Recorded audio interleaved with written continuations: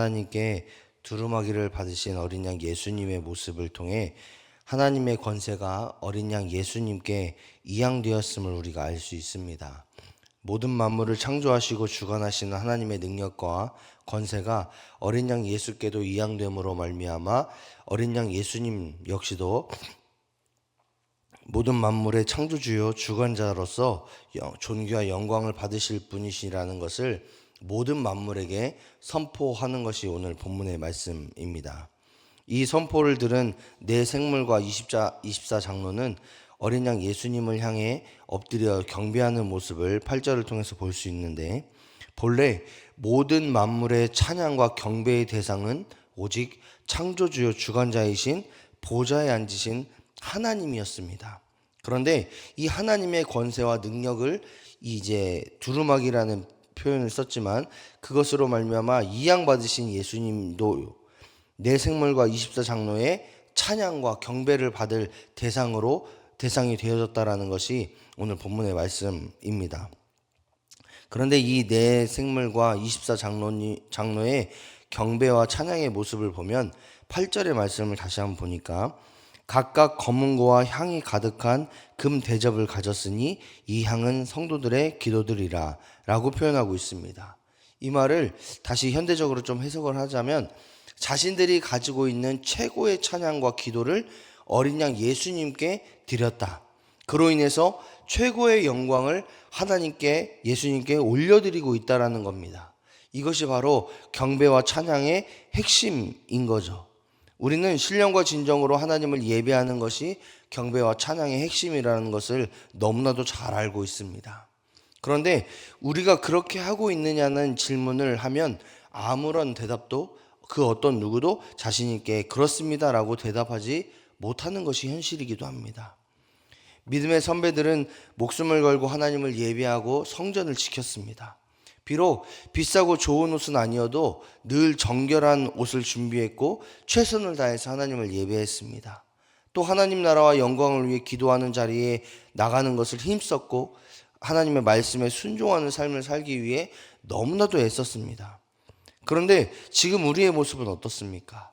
믿음의 선배들의 신앙의 전통을 잇기보다는 편하게 신앙생활하기를 원하고 하나님을 내 욕심대로 이용하려는 것이 우리의 현실의 모습이기도 합니다. 이런 현실을 살아가고 있는 우리에게 본문은 믿음의 선배들의 순수한 믿음, 또 하나님 나라와 영광을 찬양하고 경배했던 네 생물과 24장로들의 순수한 열정을 다시 한번 우리가 회복하기를 말씀하고 있습니다. 모든 찬양과 경배 받으시기에 합당하신 그 하나님을 우리가 신령과 진정으로 찬양하고 예배하고 하나님만 높여드리는 그런 성숙하고 성장하는 신앙을 갖기를 원한다라는 겁니다. 우리는 믿음의 대가가 되어서 하나님께서 기뻐하시고 또 다른 사람들에게 믿음의 모범이 되는 그런 예배자가 되어야 될 줄 믿습니다. 그리고 그런 예배자의 모습으로 하나님만을 높여드려야 되는 것이 우리들의 사명이자 우리들이 존재하는 이유와 목적이 되기도 합니다. 따라서 지금 여기서 함께 우리와 예배하는 저와 여러분들의 삶이 그런 예배자의 모습이 회복되기를 간절히 원합니다. 다른 어떤 것보다, 다른 누구를 향한 예배보다 온전히 모든 만물을 창조하시고 주관하시는 그 하나님을 향한 거룩한 예배를 드리시는 그 하나님께 나아가기 위해 너무나 애쓰고 수고했던 그 순수하고 열정적인 모습들이 다시 한번 회복되는 저와 여러분의 모습이 되시기를 주님의 이름으로 축복합니다. 어린 양 예수께 경배와 찬양을 올린 이 네 생물과 24장로는 예수님께 경배와 찬양을 올려야 되는 이유에 대해서 설명하고 있습니다. 9절의 말씀을 보겠습니다. 9절의 말씀 다 같이 한번 읽어보겠습니다. 시작. 그들이 새 노래를 불러 이르되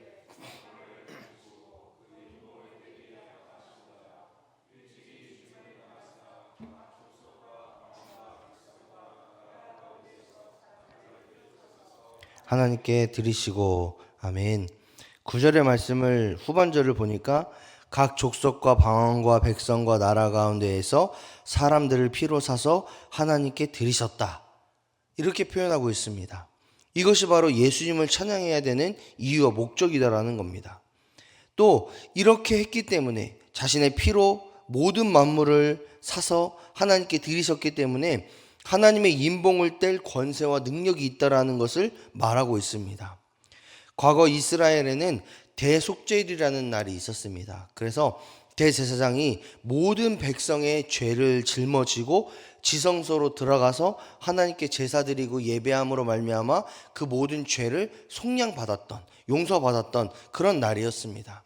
그런데 그 유효 기간이 딱 1년이었습니다.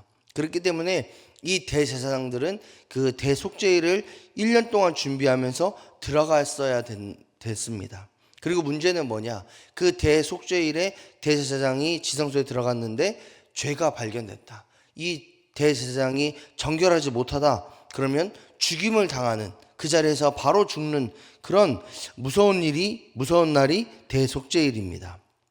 그런데 이렇게 대제사장이 백성의 죄를 짊어지고 가야 되는 그 일을 예수님께서 한 번에 도말하셨다는 거죠. 모든 인류의 죄를 짊어지시고 십자가에서 죽으심과 피 흘리심을 통해서 하나님의 영원한 용서를 받으셨고, 하나님의 섭리대로 창조되었던 그 창조의 질서의 모습들을 회복하게 하셨을 뿐만 아니라 하나님의 자녀가 되는 놀라운 권세를 우리에게 허락하셨다라는 것이 바로 예수님께서 십자가 지시는 그 사건, 예수님께서 십자가에서 죽으심으로 인해서 우리에게 주어진 하나님의 은혜라는 겁니다. 그렇기 때문에 예수님은 모든 만물의 찬양과 경배를 받으시기에 합당하신 분이 되셨고, 그랬기 때문에 내 생물과 24장로 역시도 예수님을 찬양하게 되었다라는 것을 본문은 이야기하고 있습니다. 이렇게 내 생물과 24장로들이 하나님을 찬양해야 되는 이유, 하나님을 찬양하는 목적을 가지고 하나님께 경배와 찬양을 드릴 때에 11절의 말씀을 보니까 수많은 천사들의 음성이 추가되고 있다는 것을 보게 됩니다. 마치 콘서트에서 가수가 노래할 때에 뒤에서 코러스들이 확 소리를 합류하는 것처럼 천사들도 내 생물과 24장로의 경배와 찬양에 소리를 합치기 시작한다는 겁니다. 그러면서 뭐라고 찬양을 하느냐? 12절의 말씀을 12절의 말씀을 보니까 큰 음성으로 이르되 죽임을 당하신 어린 양은 능력과 부와 지혜와 힘과 존귀와 영광과 찬송을 받으시기에 합당하도다. 이렇게 찬양합니다. 만약 예수님께서 강력한 힘과 권능을 자랑하거나 혹은 자신만이 가지고 있는 그 힘으로 민족을 이끌어갔던 강력한 지도자가 나라고 이야기했다라면 잠깐의 영광은 있을지라도 예수님의 십자가 구원은 없었을 겁니다. 그런데 예수님께서는 그런 것들을 취하지 않으시고 예수님의 십자가에서의 죽음, 또 피 흘리심으로 말미암아 모든 백성에게 구원을 허락하심으로 말미암아, 또 그런 일을 위해 이 땅에 오셨음으로 말미암아 정결한 피값으로 모든 민족을 구원하심으로 말미암아 찬양과 경배의 대상이 되었다라는 거죠. 그리고 모든 능력과 부와 지혜와 힘과 존귀와 영광 그리고 찬송을 받으시기에 합당한 존귀하신 분이 되셨다라는 겁니다. 그런데 예수님의 은혜는 여기에서 끝나지 않습니다. 13절의 말씀을 보겠습니다. 13절의 말씀 다 같이 한번 읽어보죠. 시작. 내가 또 들으니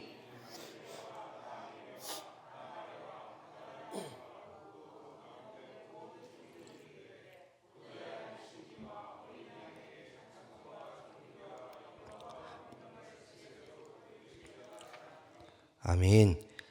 13절에 보니까 하늘 위에와 땅 위에와 땅 아래와 바다 위에와 또 그 가운데 모든 피조물이라고 표현하고 있습니다.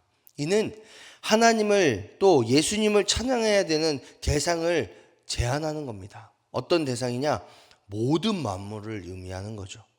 하늘 위에 있거나 땅 위에 있거나 땅 아래에 있거나 바다에 있거나 그 가운데 있는 모든 피조물, 모든 피조물이 하나님을 찬양하고 예수님을 찬양해야 된다라는 겁니다.